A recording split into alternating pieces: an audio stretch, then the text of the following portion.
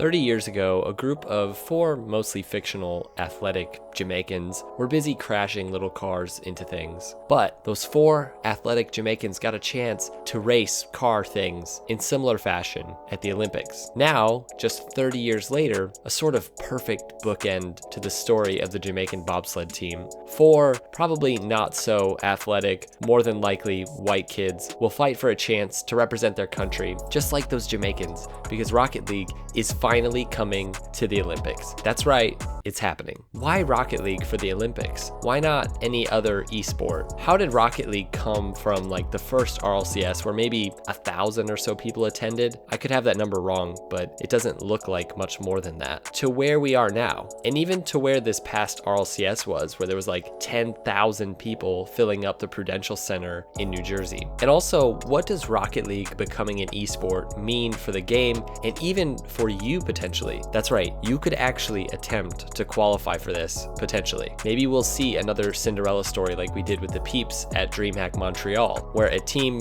virtually comes out of nowhere and beats the best teams in the world. The truth is, a lot of these RLCS teams have had a sort of cushion with the requalification system of RLCS. Just because you can beat the other North American RLCS teams multiple seasons in a row doesn't mean that some RLRS team or even bubble team couldn't have something in their game that you're not ready for. Again, that's what we saw with the Peeps. And interestingly enough, the Peeps are one of the only all-American teams, according to Gibbs, along with Rogue and Birds and the Bees. Most of these teams have like 2 from the US and 1 from Canada. Alright guys, before we go any further, I want to give a big shout out to PlayVig for sponsoring this video. PlayVig is basically a way to win prizes just by playing the games that you already love to play. And yes, that includes Rocket League. This is a really awesome platform and it's completely free. Players can compete in tons of different types of contests related to their game to win coins, which can then be exchanged for cash via PayPal, or tons of different gift cards, and even gaming equipment like headsets or keyboards. This is honestly an amazing platform, and I know you guys will love it. Right now, PlayVig is doing something called Fright Week for the Stranger Things Rocket League event, where players can get a free 350 coins. So sign up today and start getting paid to play the games that you love. Everything you need to download the PlayVig app and get started is in the description below, so be sure to check it out and just click on the link that I have right below the video. And again, big thanks to PlayVig for sponsoring this video. So the first thing that I want to point out, and many of you may not remember this, or maybe you just weren't around, or maybe you just weren't paying attention, but there actually was a sort of Rocket League Olympics back in 2017, when the League of Rockets hosted the first ever Rocket League World Cup. I don't remember exactly how the teams were selected back then. I know that it wasn't some sort of open qualifier. Regardless, in that tournament/production, we got to get a feel for what the international meta for Rocket League was at that time. It was actually quite similar to the Football World Cup, or soccer for you posh Americans. For example, Finland may be a small country and one of their players wasn't even a primarily competitive player,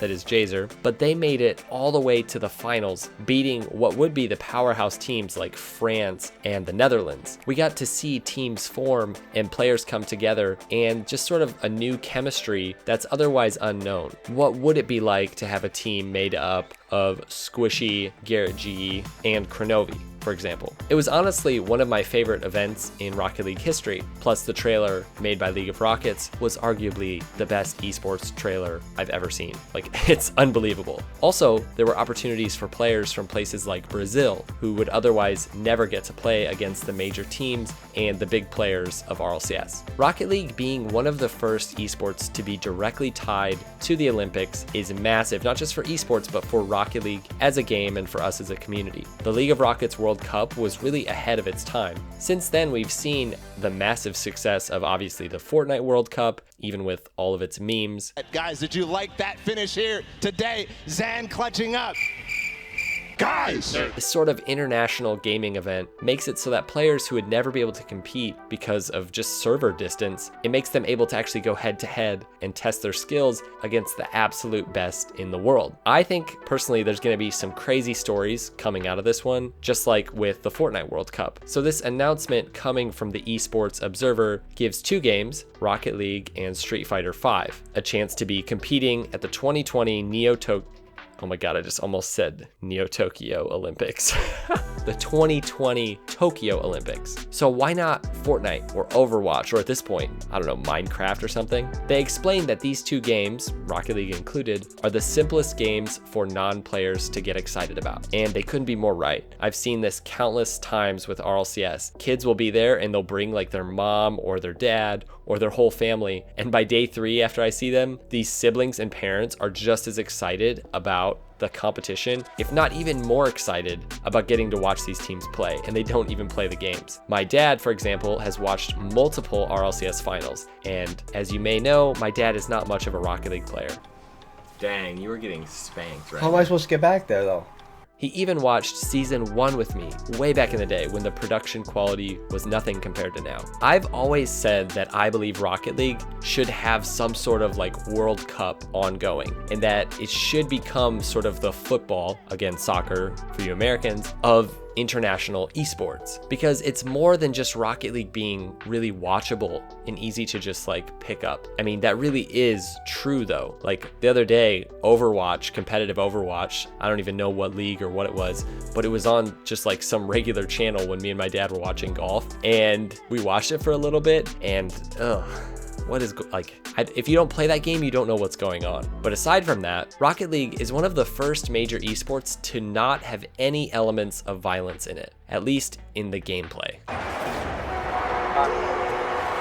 You can take all the lucky shots you want, and until you send me your address, you ain't nothing but a... I know there's a big debate continuing on about violence in video games and whether or not it affects gamers or has any effect on our culture. I'm not even gonna really address that, because even if I say certain things that you guys know I'm talking about, but this video could get like demonetized. But I'll put some links to some great studies and also an interview on Fox about this topic. I don't think that playing these games necessarily causes you to do certain things, but regardless, even if we don't believe that violence in video games has this kind of long-term effect on people, I still don't really want my kids to watch at least certain video games or movies because of the violence that's in it. And the thing sports, like traditional sports, has always had, at least mostly, over and above esports, is that they're family friendly. Again, not always. People get injured. Some of these sports are somewhat violent. I mean, it's true I would rather my kid actually play PUBG than football. Better for their brain, no doubt. But it's tough to pitch many of these esports to, say, like a high school board if they're trying to decide like what esport to add. But it's really not tough to pitch them Rocket League. I could see most schools getting on board with that esport because it just feels like a regular sport. This is part of the reason why I believe Rocket League really deserves to be that sort of international primary esport. It's so much like soccer. It's easy to watch, even if you don't play it. It's clean, it's competitive, it's always down to the wire, and it's always exciting. So I have big hopes for this. Now, I don't know what all of this will entail. I do believe there will actually be medals, like real medals, but will it be streaming at the same time as the other sports? Will it be on the same channels? Will it be in the same place? Like, are we going to be watching the floor routine and then it just switches to Rocket League? Who knows? I would say probably not. Regardless, there will be an open qualifier leading up to a tournament, and that tournament will be like right before the Olympics, and that tournament will be a $250,000 prize pool, which is gigantic. Like, this is so huge to be adding just this tournament, and then after that, a chance to compete in 2020 at Tokyo, not Neo Tokyo. So what's the main motivation for Psyonix and Epic Games to have Rocket League at the Olympics? According to Jeremy Dunham, one of the long-standing Psyonix guys, he says that having national teams could lead to new potential competitive formats outside of just RLCS. So they're obviously looking to do more than just RLCS. I don't think they're going to get rid of RLCS anytime soon, but they're kind of recognizing that we need more. But even more, it's about getting Rocket League to a broader audience, a more international audience. So like CSGO, it feels like Psyonix is wanting Rocket League to have lots of different leagues and really more opportunities for the best international players to compete. So yes, RLCS is the main deal, but even with South America and OCE added, there's still entire regions that really don't have much in terms of competition. This is the first opportunity to let those players compete against the best in the world. And Tokyo is perfect too, because this could mean that Rocket League is able to potentially reach the Asian market in a new way. And with Rocket League in whatever stage it is of being free to play in China, you know, this is massive for Psyonix. So who would you have winning the Rocket League Olympics, and what would be your dream team for each country? Is France just going to be K-Dop, Fairy Peak, and Chaussette? Honestly, it probably should be. I mean, that's kind of a dream team. Imagine the comms. I would try to say something French right now, but I feel like that's a bad idea. So what countries will be competing also? Honestly, I'm serious about moving somewhere so I can compete. All right, guys, let us know what you think in the comments below. As always, hope you guys are doing well, and we'll see you next time. Peace out.